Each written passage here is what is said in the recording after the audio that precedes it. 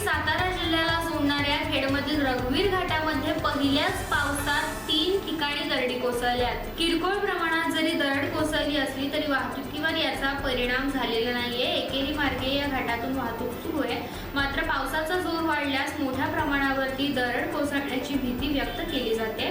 दरवर्षी दरड कोसळण्याच्या भीतीमुळे हा घाट पावसाळ्यात बंद असतो। रघुवीर घाट हा रत्नागिरी जिल्ह्यातील प्रमुख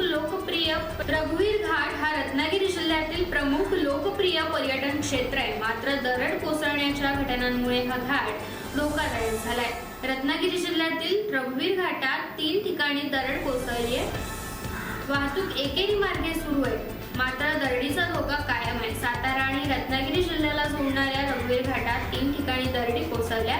रघुवीर घाट रत्नागिरी जिल्ह्यातील लोकप्रिय पर्यटन क्षेत्र म्हणून देखील प्रसिद्ध आहे। दरवर्षी दरड कोसळत असल्याने